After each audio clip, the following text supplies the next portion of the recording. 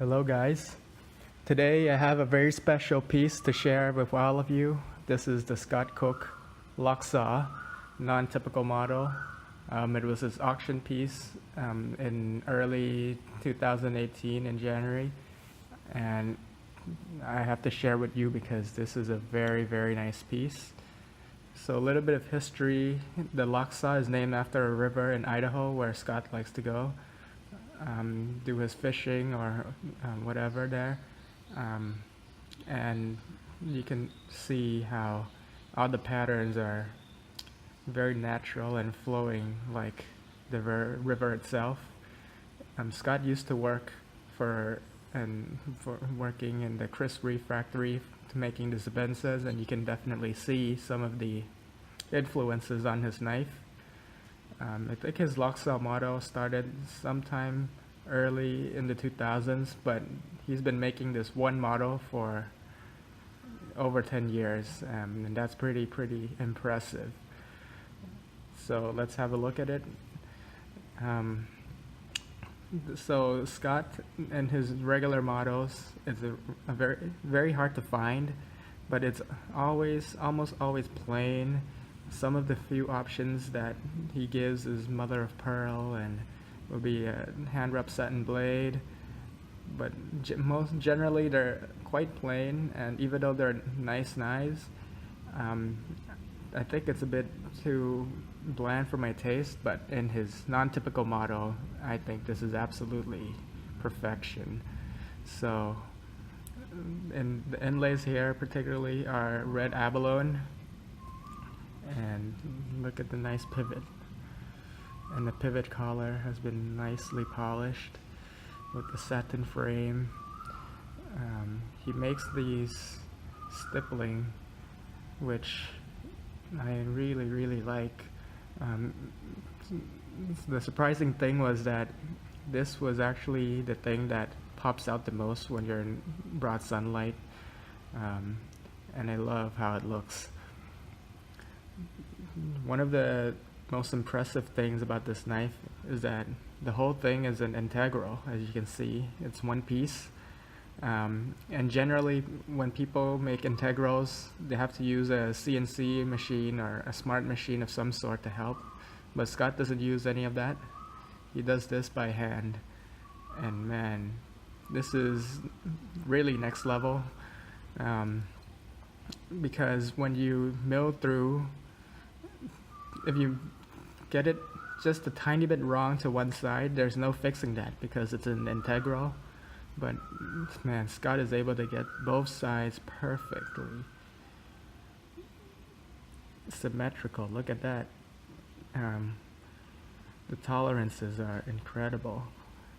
And looking at this view, another very impressive feature is his contouring.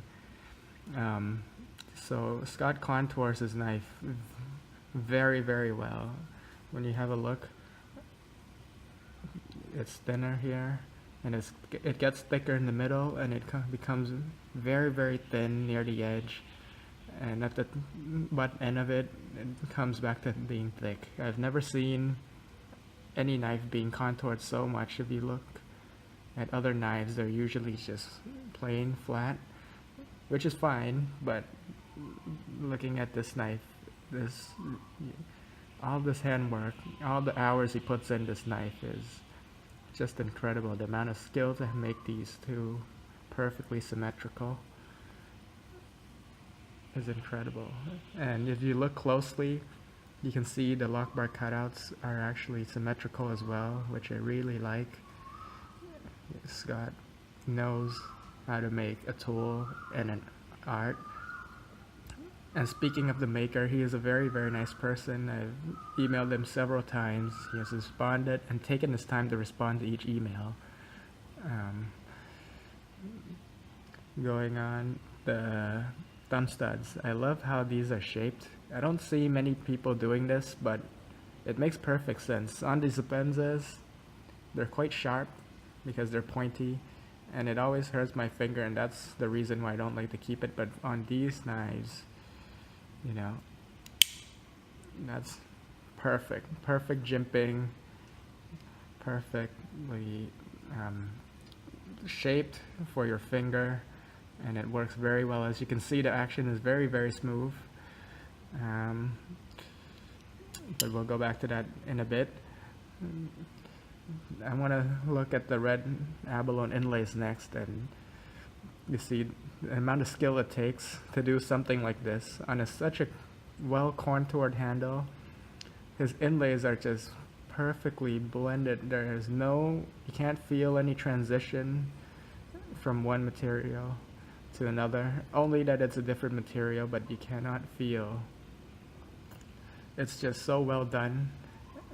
Red abalone it's hard to make because you can easily crack, destroy it when you shape it. But man, he just blends it in the contoured handle as well.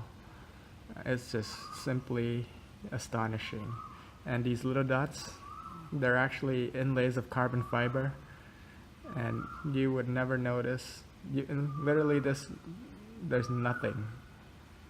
It's just amazing. He does it on the back side as well.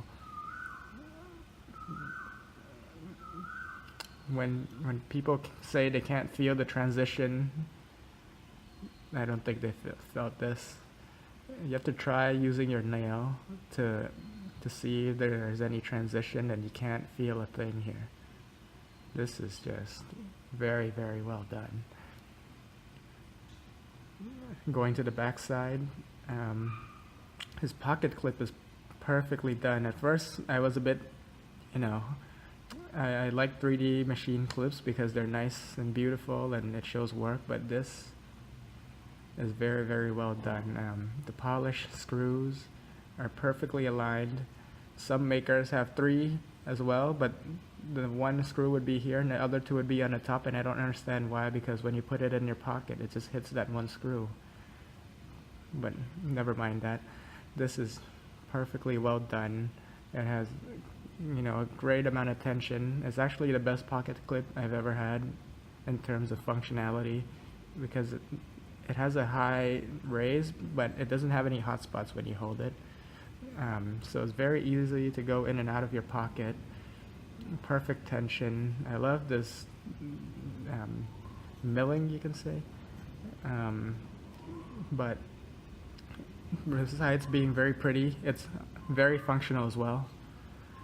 The pivot is nicely polished. You can see how it reflects me and the camera. And he also provides you a pivot tool for you to take it down if you need to service it. Before I got this, I was thinking that it's too pretty to carry. But, talking to Scott and holding a knife in hand, this thing is built like a tank. It is so solid that I don't feel too bad using it, because I know Scott also wants me to enjoy using it as a tool. Even though I don't really use it to cut anything much other than a few boxes or, packages when I buy stuff from the grocery, but still, this knife is just incredible.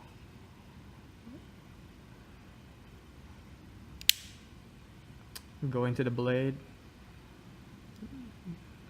this is a beautiful 1095 steel. Unfortunately, it's very prone to rust, and there's already some coming on here just from me fondling it too much. But man, the pattern just goes so well with his river theme and the name of the knife itself. With this knife shape, you can't go wrong. It's very comfortable, and Scott just makes one of the sharpest knives I've ever owned. I've owned a Rockstead, which is really, really just incredibly sharp, and this is just as sharp. It just slices through every thinnest piece of paper that you can just push cut through anything, and that's just incredible. Look at the edge, it's very thin, and the plunge grind is perfectly done, although there's not much of it, but wow, amazing.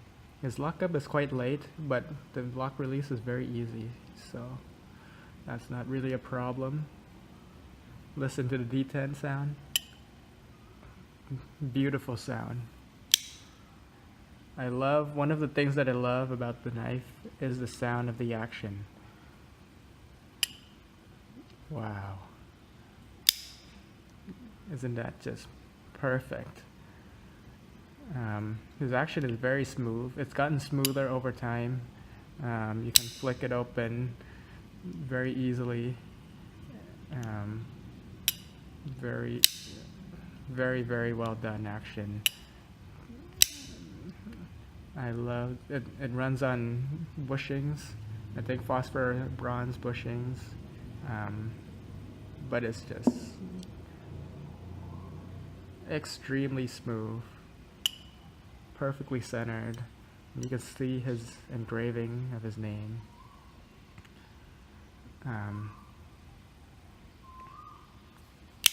But yeah, I hope you enjoy seeing the Cook Lochsa. This is just one of my all-time favorite knives ever. And yeah, thank you very much. Hi guys, before I go, I forgot to mention one thing, that I feel like it's important to know how good Scott's work is. And here it is. So before, when you open a knife, it locks up using the integral of the frame itself to lock right here. But when the knife closes, there's a pin inside, or a pin shape. I don't think you can see it here very well because it's quite dark, but there's basically a pin inside here to stop the blade, like a stop pin basically. But because it's an integral, I was wondering, wait a minute, how did he put in the stop pin? I don't see anywhere, like, how he could put this in. So I was sitting with two of my other Thai friends one day trying to figure this out. One of them was an amateur knife maker, and we're literally looking at it for 10 minutes and speculating if it's possible that he dropped in the pin with some epoxy, because it doesn't need to be too strong, because it only takes the force of the knife closing, and when you pull it out, it doesn't really affect it. So it doesn't have to be, too rigid. But of course, we're wrong. And he found out after looking very closely at the frame that Michael actually milled through the frame here. But it's almost impossible to see, even with your own eyes. There should be a milling like right here where the stop pin is, but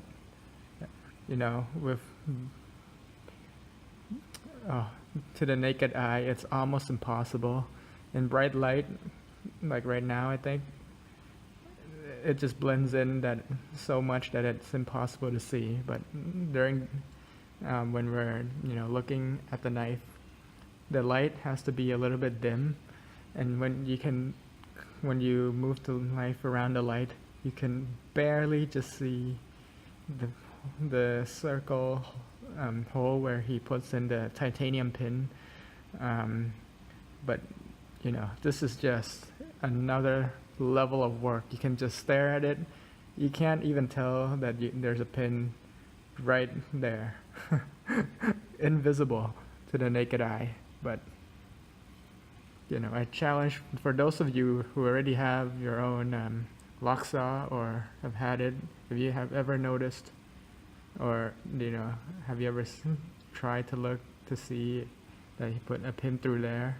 Because for me, I just can't see it. I could barely see it in low light, but I just find that amazing. So yeah.